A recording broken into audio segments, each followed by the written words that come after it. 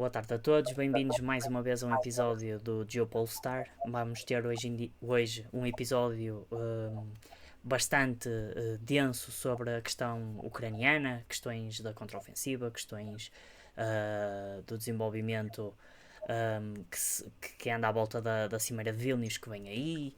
Vamos falar também da Turquia, vamos falar de muita coisa, será um episódio bastante carregado, por isso vamos tentar fazer aqui uma introdução rápida. Queria só deixar-vos o nosso agradecimento por nos continuarem a seguir e continuarem a partilhar deste desejo de debate e pensamento crítico. E sem mais demoras, vou passar a palavra ao Eduardo, fazendo já o aviso à navegação de que vamos começar a falar sobre a contraofensiva e o que é que se tem conseguido ou não fazer nesse aspecto. Muito boa tarde, Daniel. Boa tarde a todos. Mais uma vez é um prazer aqui estar e voltaremos hoje a centrar-nos na questão da Ucrânia, do conflito ucraniano, porque, para além de alguns desenvolvimentos importantes no terreno estarem a existir, as consequências deste conflito já estão a extrapolar e muito aquilo que é o campo de batalha em si. E nós, eu e o Daniel, como tivemos a discutir aqui em off e como vamos discutir agora no episódio, tememos que a Europa esteja a caminhar paulatinamente, mas cada vez mais aceleradamente, para um conflito generalizado.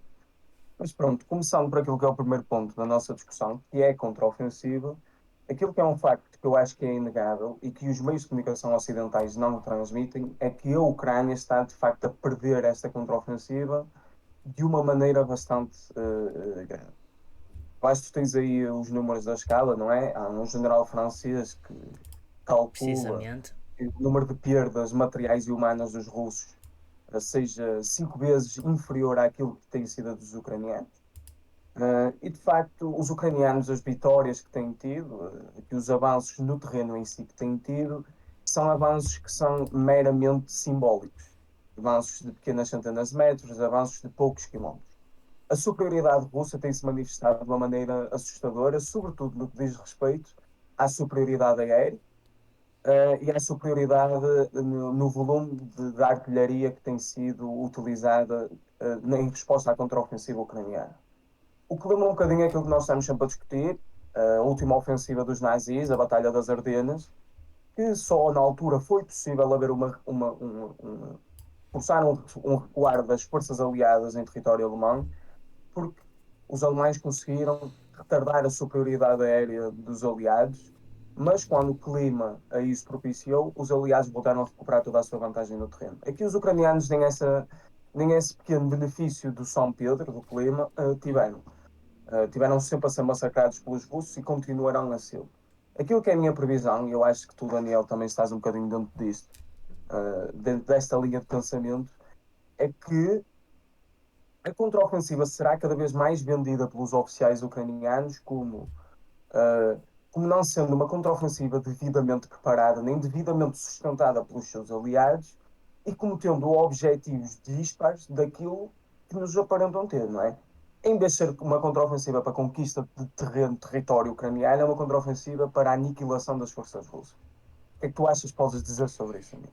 E eu acho que tens toda a razão, até porque já se começa a ver sinais disso evidentes, e mais à frente até vamos debater essa questão das narrativas começarem-se a perder e termos informações completamente dispares a cada segundo, a cada novo desenvolvimento. Mas deixa-me só reforçar que aquilo que estavas a dizer do general francês eu fui demonstrando aqui aos nossos espectadores e eu revelei a fonte russa do TASS, mas no Le Dialogue é exatamente a mesma coisa, ou seja, isto não foi um reaproveitar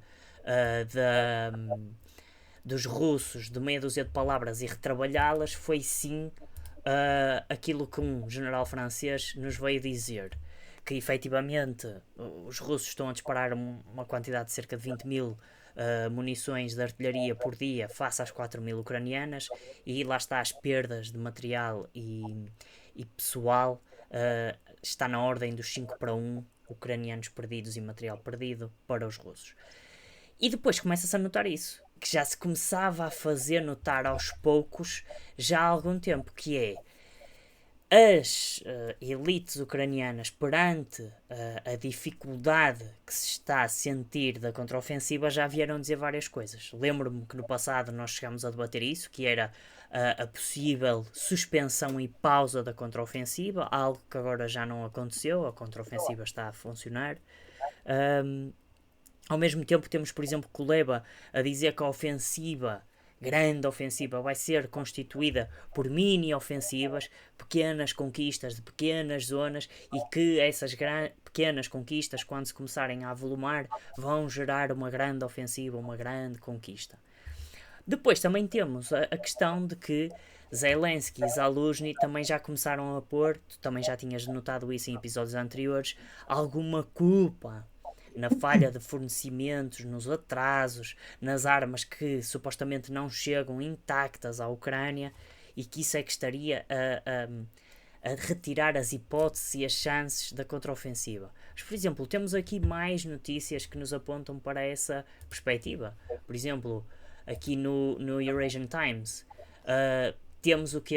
Ukraine's cheap missile outperforms world's best S-400 systems in war zones, wreak havoc on Russian airplanes. Ou seja, isto, de um lado, mostra que, efetivamente, aquilo que se veio chamar de MANPADS, ou seja, Man Portable Anti-Air Systems, os Stingers, basicamente é aquilo que podemos retirar desta nomenclatura toda, ou seja, sistemas portáteis antiaéreos de disparo rápido, e rapidamente as forças abandonam o terreno para não serem alvo de contra-ataque, têm sido bastante eficazes. Mas isso também demonstra outro problema, que é, se são tão eficazes, é porque os sistemas tradicionais antiaéreos não são, é porque eles já não existem em volume suficiente. E isto quer dizer o quê? Aquela superioridade aérea é permitida aos russos. Estes sistemas são eficazes, mas não negam a superioridade aérea. Nós não vemos isso nas notícias. Ao mesmo tempo também vemos o quê? Estes sistemas são tão eficazes, mas temos outra notícia deste Eurasian Times a dizer que a contraofensiva ucraniana falha e que a força militar está a ser dizimada pela super arma russa, que no fundo é o quê? São os Ka-52, chamados Alligators, os helicópteros de ataque que destroem não só tanques, como unidades de infantaria, como pontos estratégicos. Ou seja, se efetivamente essa capacidade antiaérea também estivesse a ser tão assoberbante, estes Ka-52, os Kamov 52, não iriam estar a ter tantos resultados como se noticia, no fundo. Isso demonstra essa falha, demonstra o abrandar das conquistas, demonstra as dificuldades. Foram várias as notícias, nós tivemos uma semana ausentes e deu para recolher bastante informação e deixar também os ambientes serenarem e ver efetivamente aquilo que estava a ser dito no momento, com sangue quente, e aquilo que depois poderia ser dito já de uma forma mais fria e calculista e analiticamente mais correta. Mas houve várias afirmações de que a contraofensiva seria muito difícil, e até afirmações neste momento de elites ucranianas a dizerem precisamente aquilo que tu tinhas dito, que é a contraofensiva já não vai ser medida em quilómetros, vai ser medida em vidas e material que os russos percam. Mas isso deixa-nos aqui uma questão, e eu vou só mostrar não vou mostrar, vou só fazer uma última afirmação, como pergunta quase, que é: isso não é voltar a uma guerra de atrito que irá favorecer os russos? Eu acho que é, e nós acabaremos por tocar nisso mais à frente no nosso episódio. Isto é o amarrar a alguma coisa que consiga dar legitimidade àquilo que não têm sido as conquistas no terreno. É o ilibar-se de culpas, é o reformular os objetivos daquilo que seria a contraofensiva original, por forma um bocadinho a alterar a percepção internacional daquilo que os ucranianos efetivamente queriam com o realizar esta contraofensiva. Por um lado, acusam o Ocidente de pressionar a forçar uma contraofensiva precipitada, por outro, dizem que ela já deveria ter sido começada. Eu não acredito que estrategicamente os ucranianos vão mudar muito a sua abordagem, porque eu acho que a superioridade dos russos tem sido tanta que os ucranianos já não vão conseguir forçar os russos a fazer isso. Por exemplo, a contraofensiva ucraniana tem-se concentrado essencialmente em Bakhmut. não é? Uhum. Ali na linha de Kupiansk. Os russos, aparentemente, o Putin, anunciou o destacamento de 180 mil novos militares para essa zona, que poderão ou não vir a ser dispersos por outras regiões, que são o flanco sul, não é? Uhum. Da frente ucraniana, da operação especial, operação Uhum. militar especial. E os ucranianos têm celebrado cada vitória, cada conquista de uma mini aldeia, como se fosse a vitória com o maior valor simbólico de sempre. E tu sabes isso melhor que eu. Bakhmut, neste momento, o valor estratégico de Bakhmut já não existe. É o amarrar ao valor simbólico da resistência nacional Eu ao acho que invasor dizes tudo com estrangeiro. essa palavra, simbolismo, só. Apenas e só. E eles amarram-se a isso. Porque a concentrar a contraofensiva, ou os principais esforços daquilo que são mini contraofensivas que vão dar uma grande contraofensiva, o que lhe quisermos chamar. Mas porquê concentrar os esforços aí? Porque tem esse valor simbólico. Não é Sim. que tem o valor estratégico. Eu acho que os ucranianos já não têm tanto por onde pegar que se amarram a qualquer coisa. A mesma coisa que especularmos sobre os russos poderem atacar a central nuclear de Zaporizhzhia. Isto pode ser uma manipulação clara da narrativa de um lado e do outro, não é? Sim. Mas se os russos têm a central sob seu controle, por que a bombardeá-la? O que é que tem a ganhar com isso? Essa Sim. é a minha questão. Eu acho que isto. Porque o que nós temos visto é o Zelensky ainda esteve em Praga esta semana e numa Uhum. conferência de imprensa falava que o Ocidente tinha que fazer mais. Os Estados Unidos poderiam acabar com essa guerra em 5 minutos. O apelo aos F-16 para virem, às armas de longo alcance que são precisas, os estoques de munições a terem que ser reformulados. Para o Zelensky, a única forma da Ucrânia resistir é continuar o reforço de armamento. E como nós temos visto, as super armas que o Ocidente prometeu, os Leopards, os Bradleys, mesmo as armas de longo alcance, agora os Storm Shadows britânicos, para além de já estarem a cair em mãos dos russos, que é perigoso, não é? Tecnologia NATO e ocidental nas mãos dos russos é sempre perigoso para o Ocidente. Revela como de facto elas não são assim tão super armas comparadas às armas dos russos, e era o que tu estavas a dizer. Os sistemas antiaéreos ucranianos até podem ter alguma capacidade, mas não conseguem, são assoberbados pela capacidade aérea dos russos. Pelo volume. Isto é uma guerra de volume, Por isto é isso uma simplesmente guerra é de o grande volume. escala.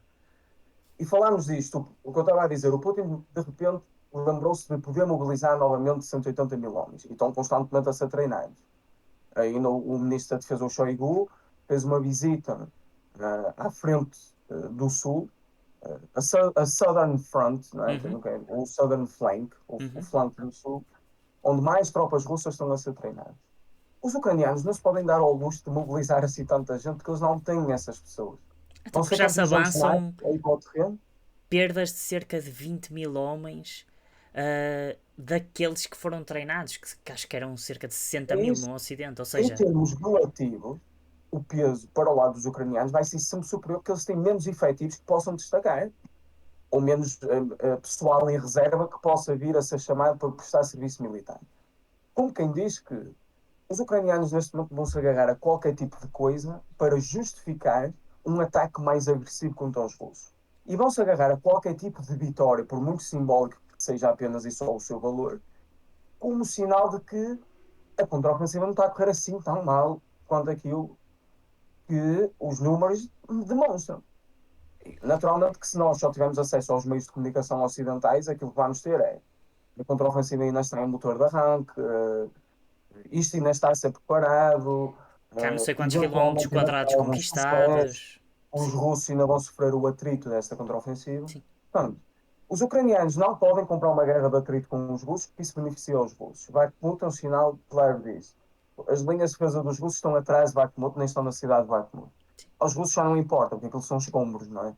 Eu acho que Bakhmut, basicamente, efetivamente, os russos disseram sempre que Bakhmut seria uma trituradora de carne. Eu acho que duas coisas. Só faz sentido contra-atacar em Bakhmut, porque foi a zona onde eles recentemente perderam território e onde ainda não houve tempo, lá está, para levantar esse tipo de defesas e organizar, consolidar a frente. E aí então faz sentido conquistar, mas estrategicamente, como tu dizias, é só simbólico, porque a cidade está destruída, está completamente desfeita. Tudo que era defesas ucranianas foram dizimadas. E conquistar aquele território para o perder a seguir é quase como a Batalha das Ardenas, que é o que é conquistar para dizer que se conquistou, para que se É fez, quase mas como. vai-se perder material nesse sentido. Aí as Ardenas foi mesmo o último fogo da Wehrmacht, na altura, não é? Sim, Berlim depois teve que ser defendida pela Volkstrumme, que era a milícia do povo, sim, numa lógica de guerra total da Segunda Guerra Mundial. sim, sim, sim, Eu sim. não sei se a Ucrânia está disposta a dar o seu último fogo militar ali. Não sei, eu acho que a Ucrânia está pressionada, foi pressionada para entrar na contraofensiva, isso é claro, basta vermos as declarações de Zelensky, tu já falaste nisso, mas por exemplo temos aqui, isto é a CNN norte-americana, nem é a CNN de outras zonas, isto é mesmo na fonte, e a dizer que Zelensky diz que queria começar a contraofensiva muito antes, até antes dos russos conseguirem construir defesas.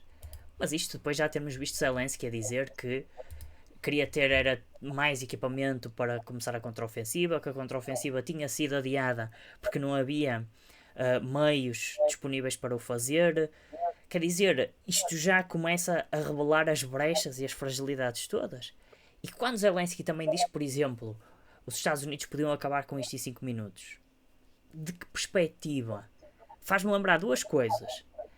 A perspectiva de que ele tem de que efetivamente os Estados Unidos podiam fornecer todo tipo de armas, podiam fazer todo tipo de fornecimentos e até envolver-se diretamente e tudo mais, lembra-me a Operação Vulture, preparada para o Vietnã, quando a Batalha de Dien Bien Phu estava também a perder-se para o lado francês e em que os franceses só diziam que aos norte-americanos que eles tinham que ajudar, tinham que se envolver na batalha contra o comunismo e não podia ser só fornecer armas, tinham que fazer bombardeamentos diretos com recurso a B-29s.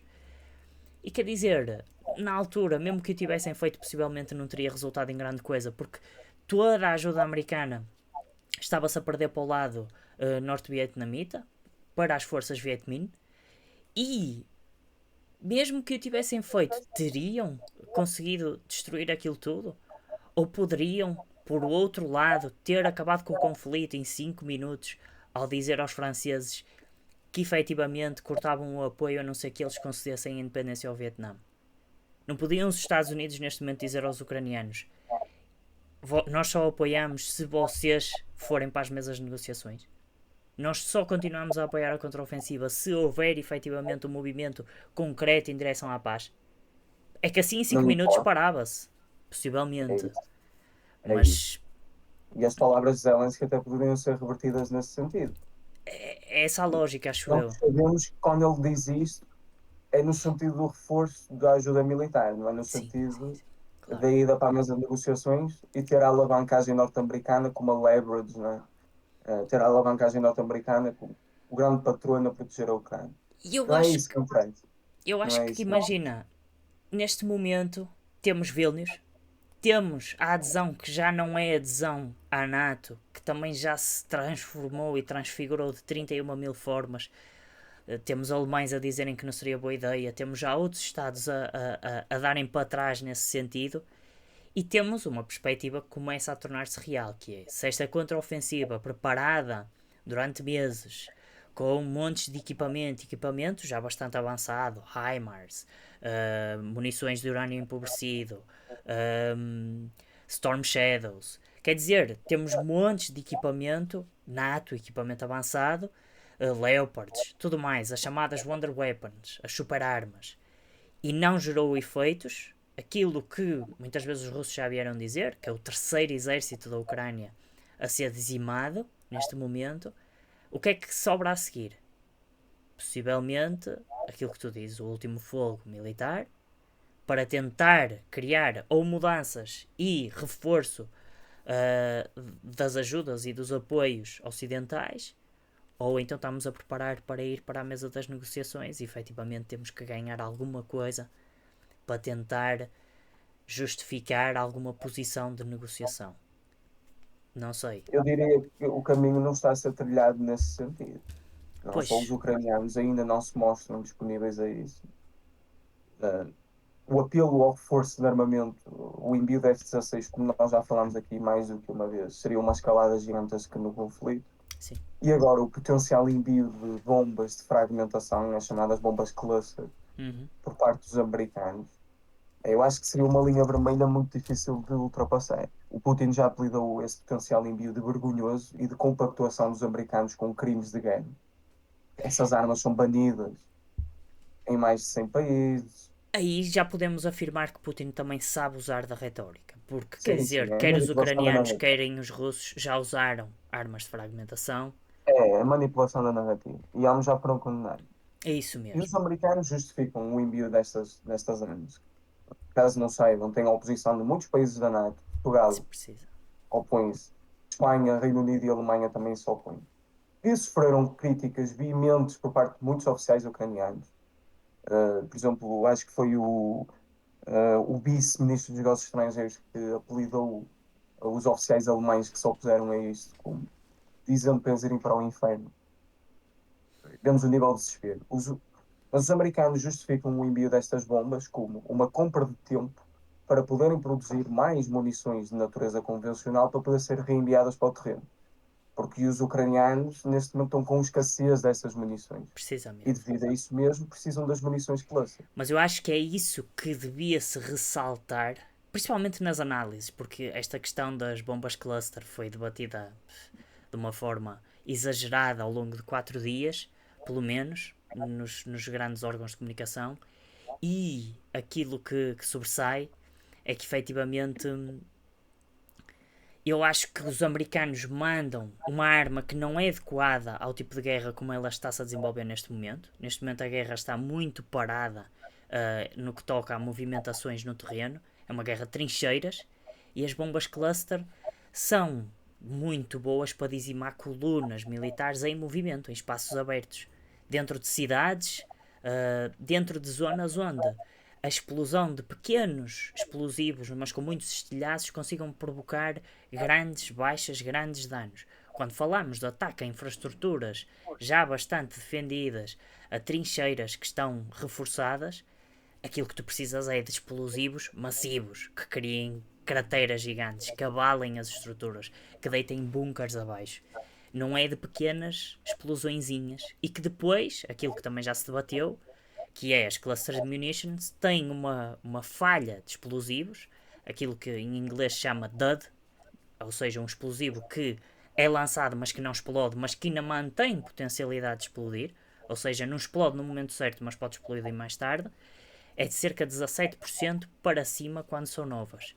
Quanto mais tempo ficam em armazenamento, essa taxa aumenta de falha de explosão.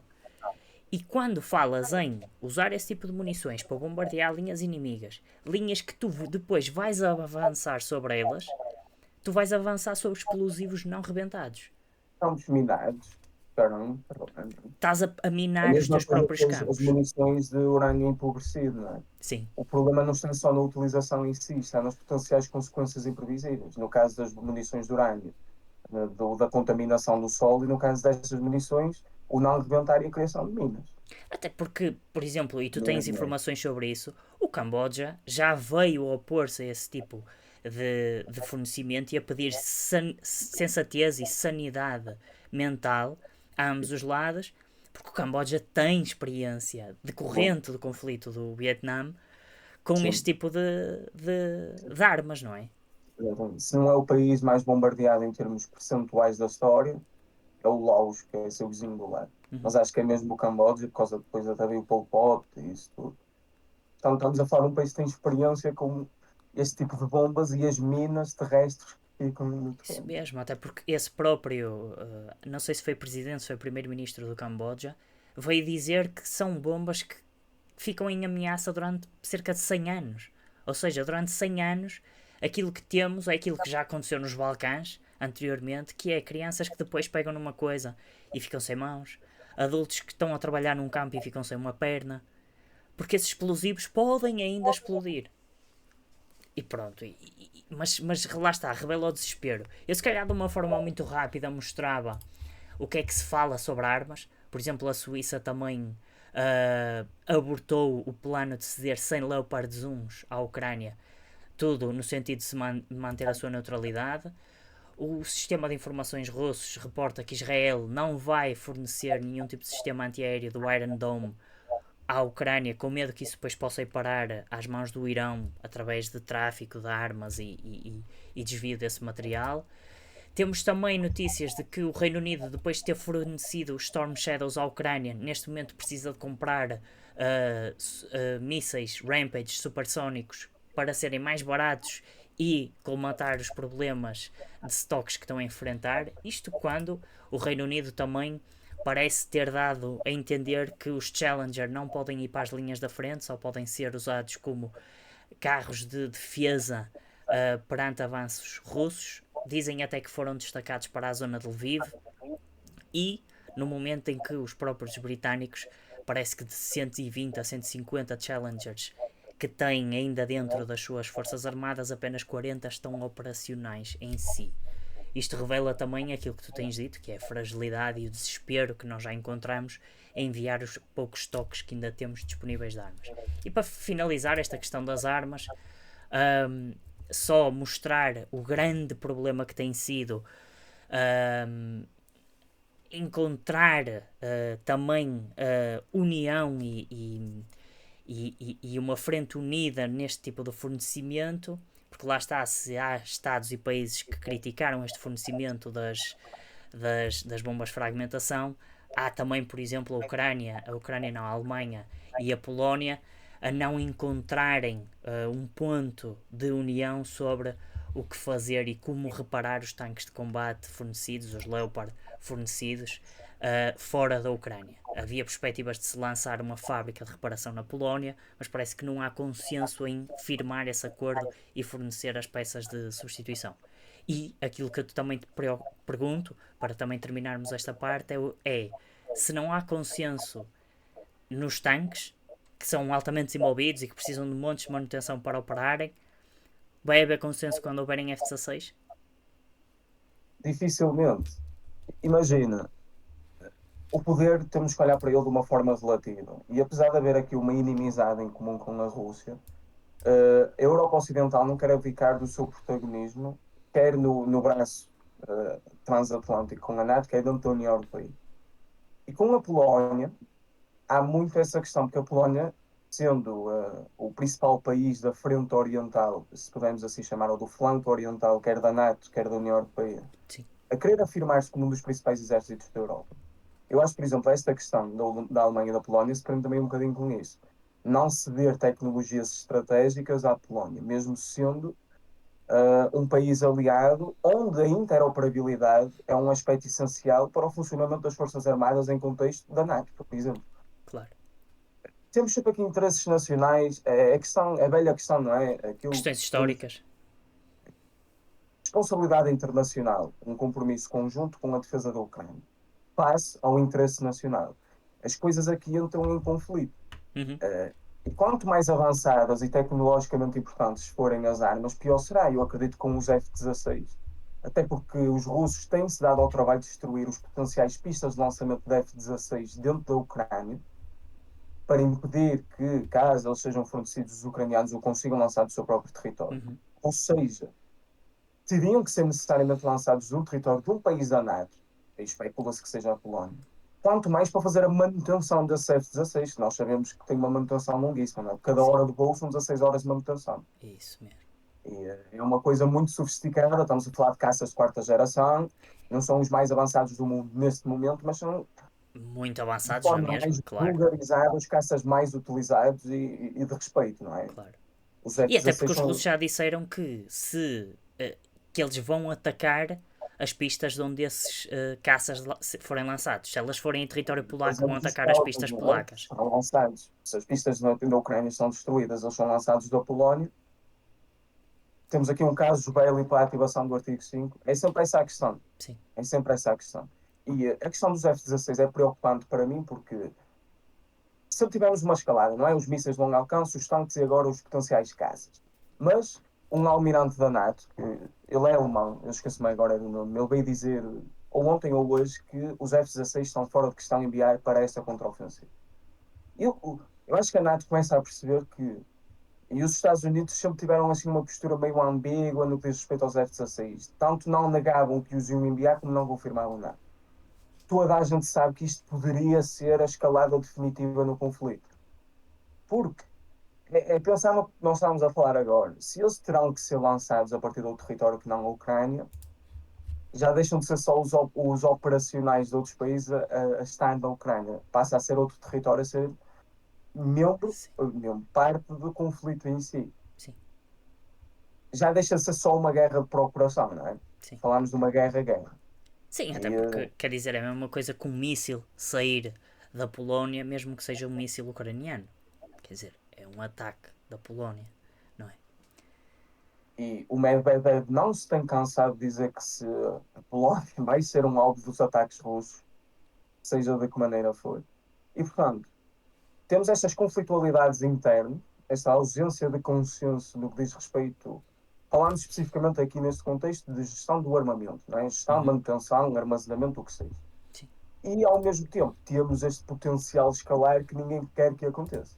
Apesar de termos os países do Báltico e a Polónia, meio que a torta direita a apelar para que isso aconteça, Mas depois também retiram em certos momentos, quando veem que é isso. É o isso. Porque conflito eles sabem que pode. estão na linha da frente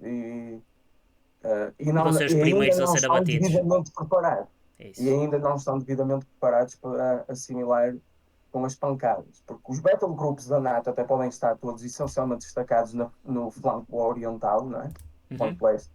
Mas a NATO não está nada preparada para um conflito convencional com a Rússia em território europeu. Até por exemplo, temos aqui uma notícia do Observador a dizer que a Polónia envia mais 1000 militares para a fronteira com a Bielorrússia. Terá. Fora a nova frente que se pode abrir com o grupo Wagner a operar a partir da Bielorrússia e a Bielorrússia com armas nucleares táticas. Não é? Só demonstra. Lá está, 1000 militares não é nada para uma fronteira que certamente não é pequena. Mas pronto, mas é, lá está, isso que tu dizes, que é esta crescente tendência para a conflitualidade. Eu também gostava só, antes de passarmos mesmo para essa conflitualidade que me parece cada vez ser mais clara, demonstrar que há aqui problemas nas narrativas. Nós, lá, de uma forma geral, temos demonstrado isso. Que as narrativas parecem-se estar a sobrepor e a contradizerem constantemente, mas, por exemplo, eu achei interessante aqui no site da Euractiv, que tem uma grande proximidade à União Europeia, eles afirmarem que a União Europeia e a indústria olham para um balanço em planos de defesa mais verdes, mais amigos do ambiente. Eu pergunto-me só quando é que a defesa, quando é que a guerra, quando é que a matança é verde. Nós olhamos para a Ucrânia e para as zonas destruídas. É verde? Eu acho que não. É cinzento. É um deserto. E por isso parece-me lá está que estas narrativas começam a partir. E só para reforçar aquilo que dizíamos mesmo, temos aqui agora da CNN Portugal uma análise até feita por um militar português a dizer que as baixas de material ucraniano em termos de carros de combate e veículos blindados, combinados, são cerca de 10.000. E depois, noutra notícia, temos a dizer que a Ucrânia já tem mais carros de combate do que a Rússia e o número de armas também está mais equilibrado. Ou seja, efetivamente aquilo que nós vemos é que, de um Os lado, diz que ucranianos têm uma efetivamente. reposição de estoque gigantesca. Não é? A Ucrânia não tem perdas, mas afinal já perdeu 10.000. É Mas isso. É depois isso. já tem mais tanques que a Rússia. E basicamente, como eu estava a dizer, isto não dá para perceber o que é que são meias verdades, o que é que são meias mentiras. Diz que está tudo bem, depois está tudo mal, depois começa-se a admitir que há perdas, depois começa-se a admitir que não, afinal está tudo a correr bem. E faz-nos lembrar aquilo que estávamos a dizer de início, que tu disseste, Eduardo. A contraofensiva está a correr bem, está aqui uma conquista de pequenos quilómetros, de pequenas vilas, está tudo a correr bem, mas esses pequenos quilómetros e pequenas vilas não são suficientes para efetivamente remover o território que a Rússia conquistou no início, não é? Transparece aqui uma certa fragilização, uma certa urgência, uma certa. Não sei. Um certo desespero do Ocidente Sim, em sim. tentar justificar alguma coisa. Até porque, por exemplo, também se veio a descobrir que alguns antigos oficiais norte-americanos, isto é da NBC News nos Estados Unidos, alguns antigos oficiais tiveram conversações secretas sobre a Ucrânia com figuras da elite russa. Quer dizer, começam já a negociar alguma coisa por trás, pelas costas da Ucrânia. Não era, nós não tínhamos dito também que era a Ucrânia que ia fazer a paz, que não íamos intermeter-nos nisso, só iríamos para a mesa de negociações quando os ucranianos quisessem. E depois descobre-se isto. Isto depois já foi desmentido pelo Lavrov também. Ou seja, não sei se terá sido aqui alguma tentativa de perceber se havia já disponibilidade para, quer do lado russo, quer do lado das sociedades ocidentais. Mas revela esta fragilidade. E para terminar mesmo com esta questão da narrativa, temos que ver as palavras de Paul Keating, antigo primeiro-ministro da Austrália, a dizer que o chefe da NATO, Jens Stoltenberg, é um supremo idiota e um acidente à espera de acontecer. Isto quando Jens Stoltenberg foi reconduzido no seu cargo de secretário-geral da NATO, ao fim já de 10 anos, não é? Mais ou menos. E quando houve uma grande disputa, os ingleses a quererem ter Ben Wallace, o seu ministro da Defesa, como chefe da NATO, e Biden a professar preferência por Ursula von der Leyen, e Ursula von der Leyen a não aceitar a proposta e a decidir ficar como à frente da Comissão Europeia. Não sei se há aqui alguma coisa que também queiras destacar neste aspecto, mas eu só vejo uma grande confusão. Eu acho que também é um bocado o medo de mudança no contexto atual em que estamos, não é? Mais vale ir pela instabilidade que se conhece do que pela instabilidade que não se conhece. Pois, E também é o facto verdade. do Stoltenberg também ficar no local, no seu poleiro, digamos, o Sim. secretário-geral da NATO também vai um bocadinho ao encontro disso. Mas mais uma vez, é sinalética das divisões internas que existem. Naturalmente que a nomeação no secretário-geral nunca iria ser unânime, no sentido em que haviam sempre pretendentes distintos. Claro. Mas essas afirmações, agora até tu mencionaste, do antigo primeiro-ministro australiano, só demonstram como há uma descrença generalizada naquilo que está a acontecer. Eu acho que o nível de desespero, e tu usaste a palavra urgência e desespero um bocado, eu acho que são completamente sintomáticas daquilo que se tem sentido no Ocidente. Qualquer coisa agora é motivo para se agarrar, não é? Isso. Quase tudo é um bote salva-vidas. Para a narrativa, para a Ucrânia, para a legitimidade, para continuar a pôr-nos no terreno moral superior Uhum. à Rússia. Qualquer coisa será para nos amarrarmos a isso. Por isso é que eu vou muitas vezes buscar isto, e desde o início do conflito, que eu e tu, Daniel, temos tido esta visão e temos tentado transmitir, até aqui, através dos nossos podcasts. Os países com postura mais pragmática no meio deste conflito, apesar de criticados serem inertes perante a verdade, é que estão neste momento a retirar o máximo proveito que conseguem desta situação. Uhum. Porque esta questão entre responsabilidade internacional e interesse nacional é algo que é muito delicado de se fazer. E é impossível. Relações internacionais tão globalizadas funcionarem no vácuo. Não há uma possibilidade como na Guerra Fria houve. Não haviam dois blocos exclusivos onde havia essa anulação quase de tu adotares o modelo capitalista e rejeitares comercializar com o país que representa o modelo comunista e vice-versa, não é? Uhum. Uhum. Temos esse bloco completamente Já coeso, não há mas também distinção entre o preto e o branco, não é? é isso. E há muitas linhas de força e as teias e as ramificações da economia política internacional, do comércio internacional e mesmo da política internacional em si, que implica defesa, segurança, ambiente, todo o tipo de áreas e dimensões que se possam imaginar. Tudo é ramificado, tudo Uhum. está interligado e é muito complexo de se gerir desta maneira.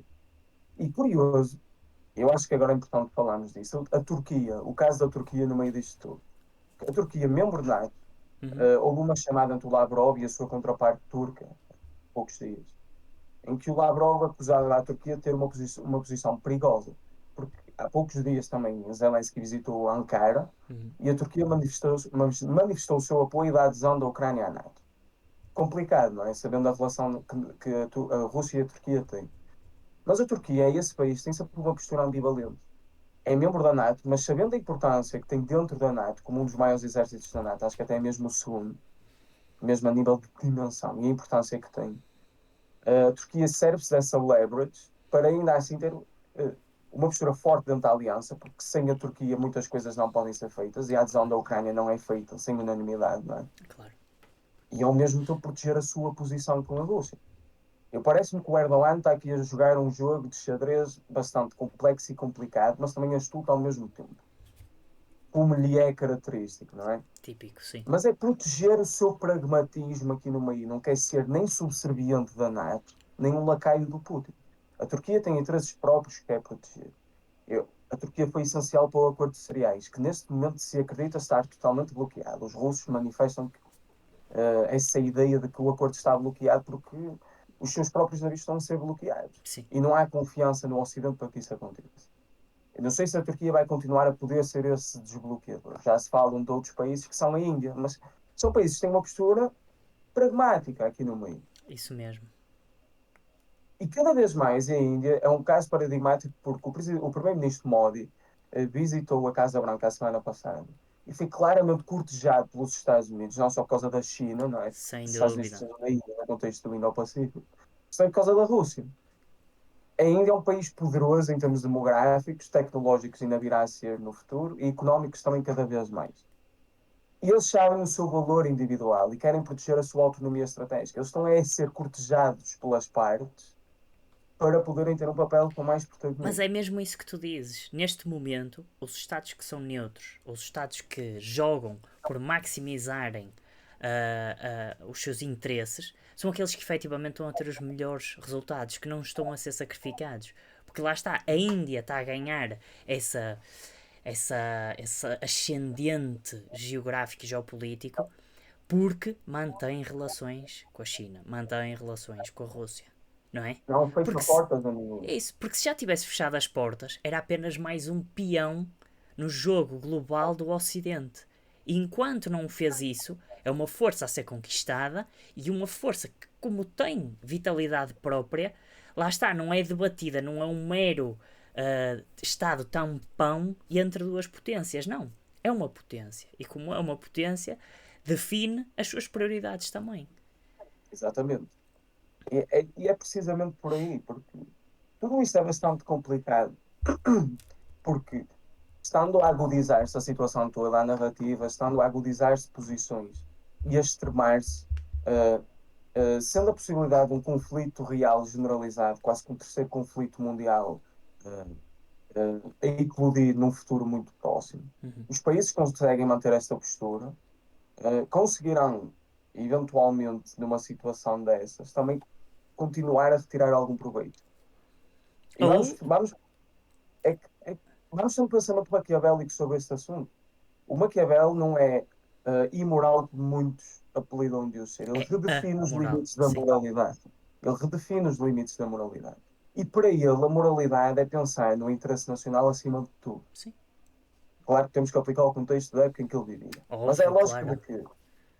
que, mesmo em situações de desastre, é possível tirar proveito. E se é possível tirar proveito, nós estaremos do lado em que esse proveito pode ser tirado. Ou Sim. seja, o pragmatismo tem que ser uma das constantes no pensamento das relações internacionais.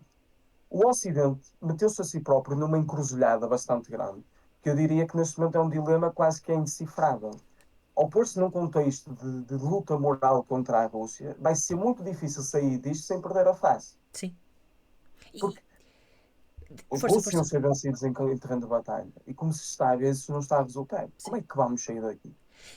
E é mesmo esse pragmatismo, porque esse pragmatismo levado ao extremo permite-te evitar a própria guerra. Porque tu consegues ser pragmático o suficiente, dizer que não vais retirar benefícios no conflito armado face à negociação, face à Exatamente. pacificação, certo?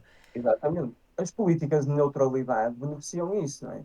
O Maquiavel, quando era o principal embaixador de Florença, ele zelou por uma coisa, que Florença fosse sempre neutra dentro dos conflitos entre as cidades-estado gregas. E nós olhamos para os países da Europa, quem é que retira benefícios? A Suíça, porque é neutra. É A isso. Áustria, porque é neutra. Estás a perceber? Sim. A Finlândia vendeu a sua neutralidade para a E agora, proteção. sim, sim, E agora é um alvo a bater. sim. É a mesma coisa. Esta lógica da neutralidade não é a compactuação com a agressão.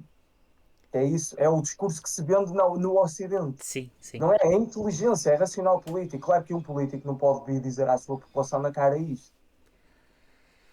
Mas pode dar a entender que pelo menos estão a zelar pelos seus interesses. Se a Europa tivesse feito isso, se calhar o conflito já teria Mas como terminado. vivemos nessa sociedade do politicamente correto e do incorreto, às vezes é difícil tu destoares daquilo que é a narrativa dominante, é o povo ucraniano, tem que ser resiliente, e naturalmente nós zelamos pela sobrevivência do povo ucraniano, que é ele que está a padecer. Mas eu só critico a questão, e tu também, Daniel, eu sei que sim, de pormos isto em patamares éticos, Sim, morais, sim. de um lado mau contra um lado bom. Claro que foi a Rússia que cometeu o ato da agressão, Sem dúvida. mas não é só a Rússia que está a agir mal ou que agiu mal até agora. E é preciso desmistificar estas ideias que nos vendem como se fosse a verdade absoluta, Sim, sim, sim, sim. dogmática, não é? Vendidas num vácuo absoluto. E lá está, sem sentido crítico. Mas eu acho que este é o momento ideal para lá está, demonstrarmos que, em vez de estarmos a ser pragmáticos, estamos a ser confrontativos. Estamos a tentar, em vez de maximizar os benefícios e os interesses, estamos a tentar maximizar resultados morais, maximizar a narrativa inicial, apesar das narrativas estarem-se a partir, mas é uma narrativa inicial que é uma luta do bem contra o mal. E, por exemplo, nós vemos aqui, isto lá está, são órgãos de informação russos, mas tivemos órgãos europeus e ocidentais a noticiar a mesma coisa. Mas, de um lado, a acusação russa de que os ucranianos estariam a preparar para rebentar a central nuclear, outra a representante, Maria Zakharova, a dizer a mesma coisa, que seria um ataque terrorista nuclear.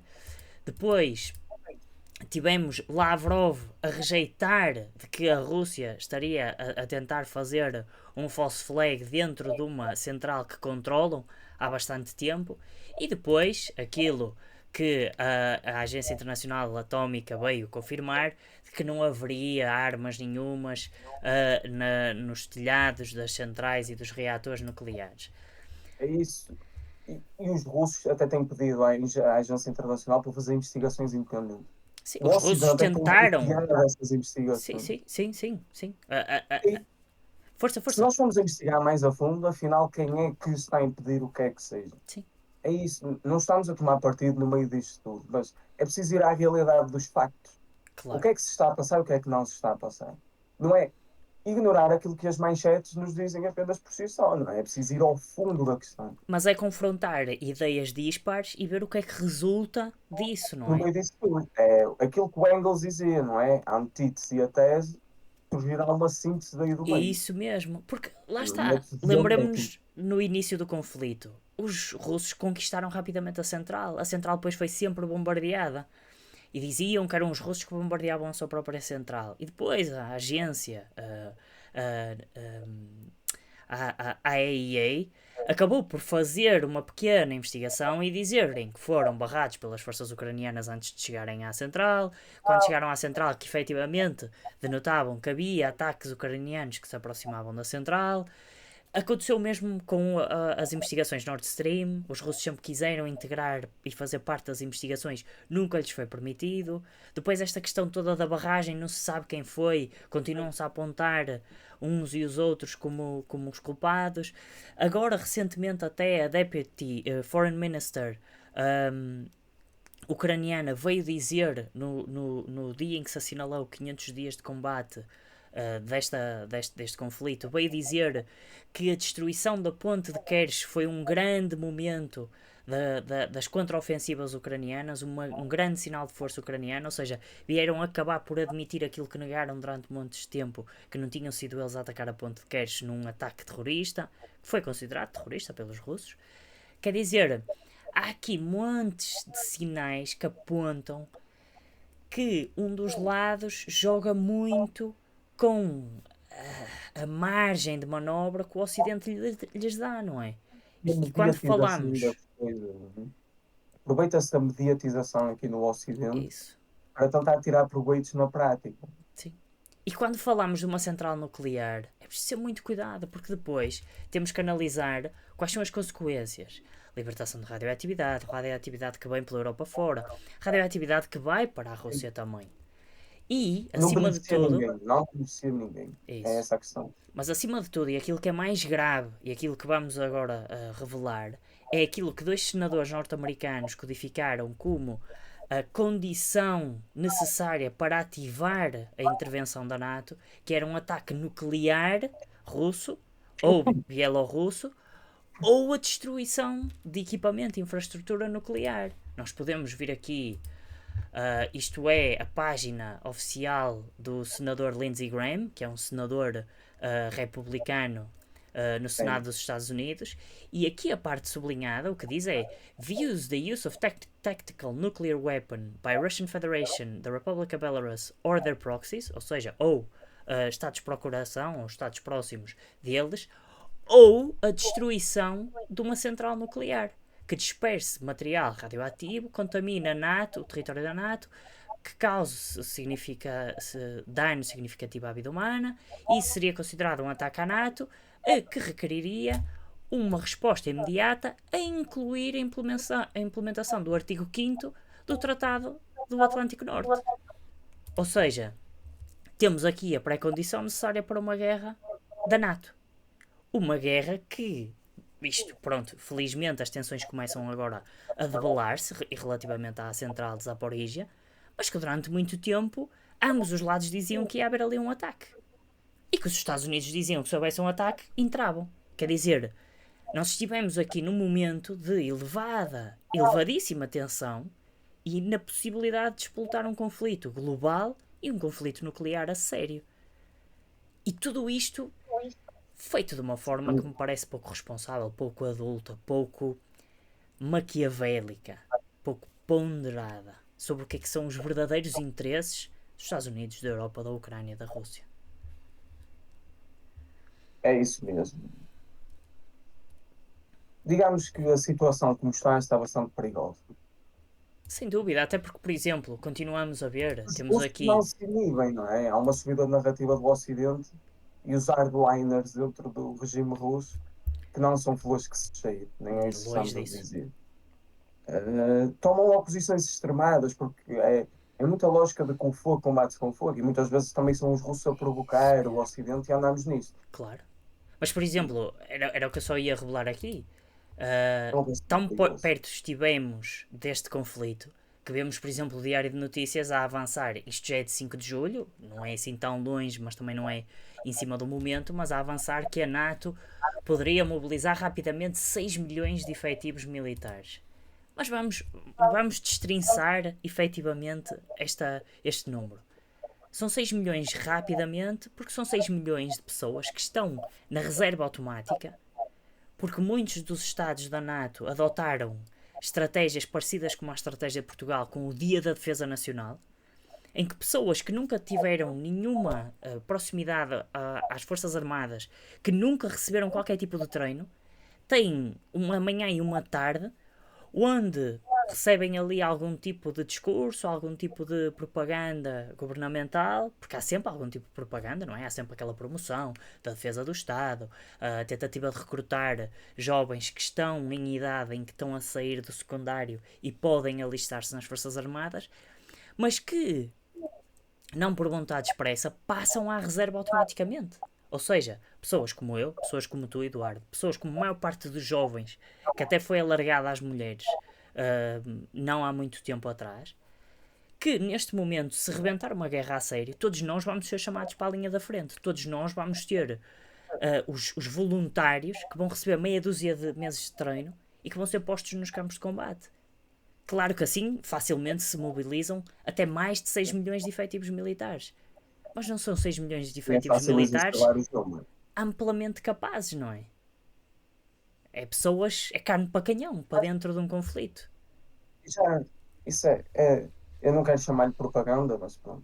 Já tivemos oficiais, ex-oficiais da NATO a dizer que a NATO não está nada preparada para uma guerra convencional com quem quer que seja em território europeu, porque as linhas logísticas não são adequadas, a interoperabilidade ainda não é desejada, a NATO também não está assim tão modernizada quanto aquilo que se faz crer, e portanto esta publicitação, uma pessoa que leia apenas e só as manchetes, que não vá ao cerne da questão, até que não tenha alguns estudos sobre o assunto, porque eu e o Daniel felizmente temos, e portanto temos algum cuidado sempre a ler este tipo Fomos de bafejados notícias. pela sorte nesse aspecto. Exato, exato. E gostamos disto também é diferente. claro. Mas uma pessoa comum que leia isto pensa que está tudo bem, do outro lado é que vem o perigo, não é daqui.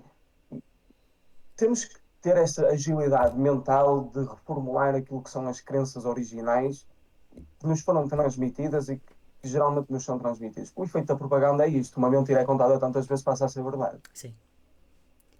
E se nós não formos à desconstrução constante das coisas, não conseguimos, no meio deste nevoeiro todo de notícias, retirar o que é o essencial aí no Sim, meio. Isto para o lado dos russos como para o lado da NATO. claro. A coisa é a mesma.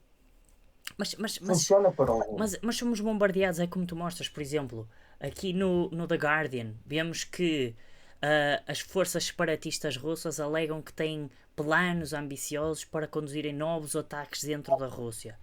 Mas vamos puxar um bocadinho a casseta atrás. Estas forças separatistas não foram as mesmas que atacaram em Belgorod com equipamento NATO?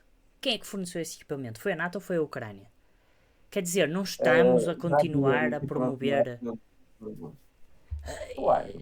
esta conflitualidade. Há outra informação do Insider, Business Insider norte-americano, a dizer que se os Estados Unidos fornecessem aqueles mísseis de longo alcance que barraram aos HIMARS, eles forneceram os HIMARS, mas barraram os mísseis de longo alcance, só podiam ser os de curto alcance, não haveria nenhum paiol de munições russas que tivesse safo, ou seja, tivesse livre de perigo.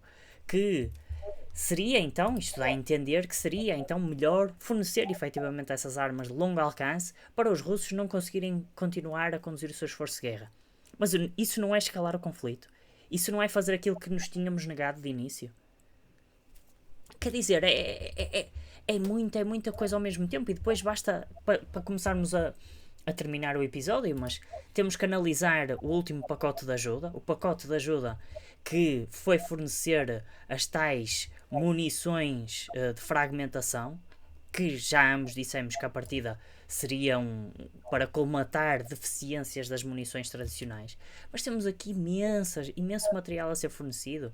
Eu destacava, por exemplo, os 31 howitzers de 155mm, quando os russos dizem que já destruíram 36 howitzers de 155mm, as M777, fornecidas no início da contraofensiva. Por exemplo, há coisas onde fornecem números, 31 howitzers, 32 Bradleys, 32 Strikers, mas quando falam, por exemplo, em Javelins, já não dizem número. Quando falam em TOWs, que é a versão anterior dos Javelins, que é menos capaz, menos portátil, menos eficientes, também não falam em números. Mas porquê é que estão a fornecer então armas antigas se tinham fornecido inicialmente armas mais recentes? Há aqui algum problema? Então, vão fornecer também carros de recuperação tática, vão fornecer carros de transporte logístico tático. E depois também falam, por exemplo, em 21 milhões de balas de munição ligeira. Eu fiz uma conta muito rápida, que é pegar nestes 28 milhões de munições e dividir pelo número de soldados que supostamente estão a operar. Isto, de uma forma geral, deu-me cerca de 30 carregadores ou 40 carregadores de 30 munições cada. Isto acaba numa semana. Isto são coisas pequeníssimas. Em conflito a sério, as balas é como água, aquilo voa. Nós não estamos efetivamente a fornecer grande coisa, só estamos a fazê-lo de forma a que escale mais o conflito e para De justificar uma forma posição. pomposa, não é? De forma pomposa, como se isso fosse a salvaguarda da Ucrânia. E depois o efeito que isto tem, É efetivamente, contraproducente.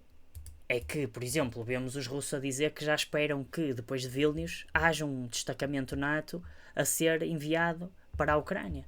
Ou, por exemplo, a Rússia a dizer que os termos para a paz com a Ucrânia vão ser diferentes neste momento. Isto em sede da ONU. E para terminar, temos até Viktor Orban, que pronto, sabemos que não é uma figura central na União Europeia, que não gera nenhum tipo de apoio absoluto de todas as partes europeias, mas a dizer que a União Europeia hoje em dia não oferece nem paz nem prosperidade. Quer dizer, é evidente que alguma coisa não está a correr bem. E para mim, Não está. o crescimento dos extremismos políticos, a extrema-direita a crescer dentro da União Europeia, Por todos os lados. movimentos de sublevação interna, essas convulsões internas têm existido em muitos países da União Europeia. Nós já estamos a sentir as consequências de pormos esta guerra como prioritária e no campo moral. Sim. E a população europeia que irá sentir. E é nos momentos de crise que os extremos e as franjas políticas ganham mais força. E não se admirem, eu também não me admiro muito, que isso vai acontecer nos próximos tempos. Pelo contrário, já acontece. Por exemplo, E se olhamos para a continuar, Alemanha, a Itália, AfD a Alemanha, crescer, Espanha, tudo. Suécia, Todo lado, todo lado. Finlândia, a Hungria, que já é um caso paradigmático há muito tempo, a Polónia, que já se calou toda a gente por causa da Rússia, não é? De Sim. repente, o regime que adulterou completamente o Estado de Direito dentro da Polónia desde Já 2015 é um regime muito bom, muito já não, amigo. não causa os problemas que causaram, ou pelo menos isso já não é tão Sim, importante. sim, Aqui uma tendência da mediatização do imediato, não é? sim, sim. Aquilo que interessa, mediatizar. Mas mesmo Os nesse problemas sentido, por já exemplo, existem e agora vão ser agravados. claro. Mas tu estavas a dizer, e é verdade, Marine Le Pen já está a crescer de uma forma desmesurada em França. Claro que as eleições já ainda são daqui a 3 ou 4 anos, mas se isto continuar na mesma perspectiva, ou se pelo menos nada se alterar, quando Macron acabar o seu mandato, Marine Le Pen é quase de certeza eleita como presidente de França. E depois, porquê? Porque as pessoas já começam a olhar e a dizer, mas efetivamente o que é que interessa ser de extrema-direita ou extrema-esquerda ou de seja o que for? Se é a única pessoa que consegue ter um discurso minimamente sensato e razoável e que apela à paz. Porque é isso que efetivamente não se consegue fazer. Era possível criticar a Rússia? Era. Era possível fornecer apoio à Ucrânia? Era. Era possível fazer quase tudo o que se está a fazer neste momento. Ao mesmo tempo que havia uma linha principal que dizia que tinha que haver uma movimentação em direção à paz. Porque, por muitas voltas que se dê, por muita tentativa e narrativa que se crie, se houver uma guerra generalizada na Europa, quem vai sofrer vai ser quem vai morrer. E vai morrer muita gente, e vai morrer muita gente de todos os lados. Ninguém vai ganhar. Ninguém vai ganhar com isso. O Platão dizia: só vê o fim da guerra quem morre nela, não é? Isso mesmo. Quem nela morreu. E a lógica é esta. Os movimentos populistas vão se aproveitar deste momento de crise para se legitimarem a si mesmos, porque vão oferecer aquilo que tu estavas a dizer. Nós temos a panaceia para os vossos problemas, trazemos a paz, trazemos a saída da guerra, trazemos isto e mais aquilo, porque a guerra não é só a guerra em si, não é só a questão moral, as condições de vida das populações europeias estão a piorar. Não se esqueçam Claro. do impacto que a Ucrânia e a Rússia têm nos mercados globais de fornecimento de energia e de alimentos. Sem dúvida. Pensemos numa guerra China-Taiwan, pior ainda por causa dos semicondutores, os chips, não é? Sim.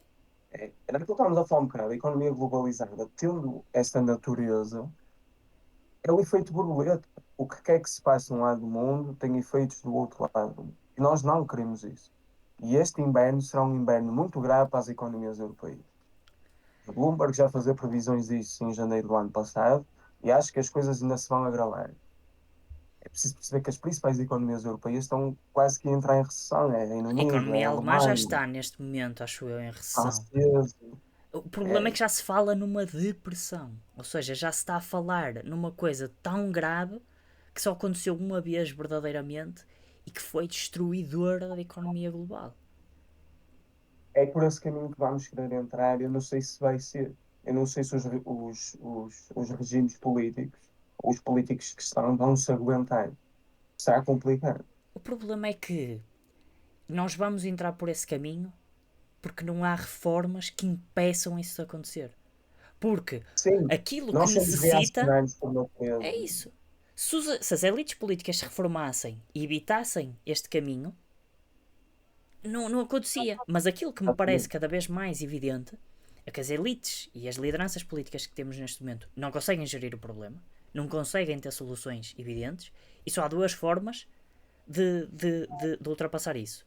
Ou com uma autorreforma do sistema e das elites, em que reconhecem a sua fragilidade e se removem e deixam que outros atores mais capazes se assumam na arena política, ou então com a catástrofe que faz com que eles caiam efetivamente do poder, movimentos revolucionários, movimentos, seja o que for, que depois se perspectiva a seguir. Normalmente, quando há quedas grandes do poder, temos um momento revolucionário em curso, seja para um lado da direita, seja para um lado da esquerda. Isso não é isso que estamos a debater. Mas o resultado final é que estamos perante, lá está, uma reforma absoluta e que tem que acontecer.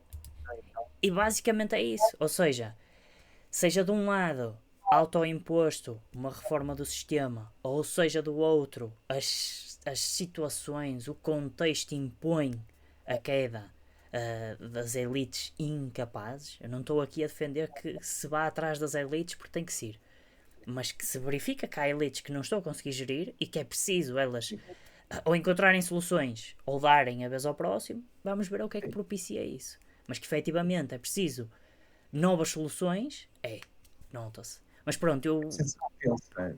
Preciso repensar. Sim, isto não é um apelo a uma purga, ao que existe, Longe, não longe disso.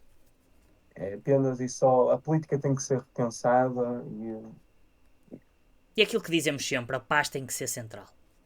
é tudo. O Churchill, no seu discurso da Cortina de Ferro, o famosíssimo discurso, ele dizia que as Nações Unidas tinham que ser uma realidade e não um simulacro. Mal sabia ele do que é que isto se tornou, não é? Eu acho que Se a principal simulacro organização. passaram a memória só. É isso, é isso. Uma memória fossilizada, quase. Se a principal organização a nível mundial, que é controlada pelos Estados, funciona desta maneira completamente estática e inerte, pronto, que quer que sejam ameaças à paz, sempre dependendo dos interesses e dos países mais poderosos, como é que, de forma mais concertada, a comunidade internacional vai agir? Mas É isso que até, dizem. até nisso, Faz deixa-me só dos este. países tudo. Deixa-me só fazer este ponto, porque vai ter ao que tu dizes e tens certamente muito a dizer sobre isso porque é a tua área. Mas até a ONU sofre do mesmo dilema de renovação das elites. Ou o faz por reforma autónoma, ou o faz por imposição externa. E temos, por exemplo, a questão da Organização de Cooperação de Xangai, que está a crescer. Temos os BRICS, por exemplo. E era, pronto, é isso. Quer dizer, quer na SCO, quer nos BRICS, temos essa chama de renovação e tu nisso percebes mais do que eu, porque é uma área Sim, geográfica que te diz muito. sim, sim. É o redefinir daquilo que são as prioridades da comunidade internacional. E se as potências tradicionais não têm uma condução da política internacional no sentido do benefício global, e essas organizações, os BRICS com um alcance mais global e a SCO com uma lógica mais regional, mas compostas essencialmente por países em desenvolvimento, não é? Redefinem as regras daquilo que é o funcionamento do sistema internacional e querem contribuir para uma reforma absoluta desse sistema. Seja na sede multilateral das Nações Unidas, a reforma do Conselho de Segurança, que é um dos maiores apelos desde sempre, feito por esses países, seja do sistema de global, não é?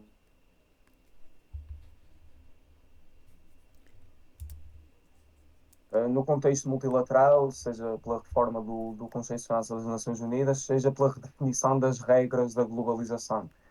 Ainda somos dominados pelo sistema financeiro de Bretton Woods, que é uma relíquia da Segunda Guerra Mundial, e há uma reforma, há um pendor claramente ocidental dentro das instituições de Bretton Woods, o FMI e o Banco Mundial.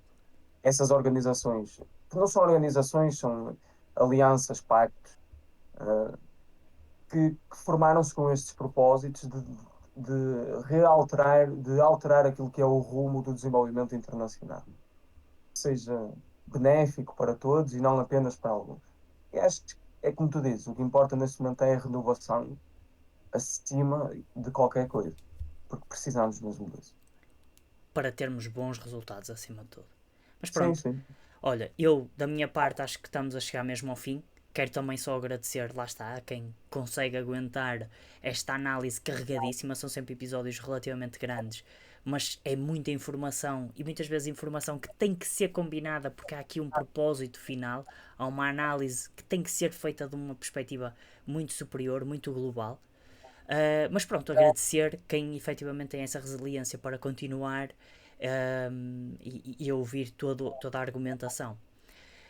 Também agradecer que continuem o espírito do debate, do pensamento crítico, e agradecer-te a ti também, Eduardo, porque lá está, isto sozinho nunca daria para fazer, tens sempre muito a acrescentar e muito valor quando acrescentas também, e pronto, passar-te a palavra a ti neste momento também. Faço minhas as suas palavras, não há muito a acrescentar. É sempre um prazer aqui estar, Daniel. E poderíamos ter falado mais coisas, como também poderíamos ter sido mais sucintos em algumas, mas é como tu dizes. Há aqui uma necessidade de criar sinergias entre diversos assuntos, porque no fundo o que nós queremos é dar a perspectiva mais holística e mais aprofundada sobre as coisas. E pronto. Acho que é um modus operandi que é elogiável, pode ser alterável, não é? Podemos melhorá-lo, mas acho que também zelamos por isso, por ser o mais rigorosos possíveis e mais aprofundados possíveis naquilo que fazemos. E a todos um grande abraço, muito obrigado por estarem desse lado, é sempre um prazer, mais uma vez, e voltem até ao próximo episódio. É Mantenham-se isso. críticos É isso mesmo, mantenham-se e um queridos, grande até à abraço. próxima. Um abraço.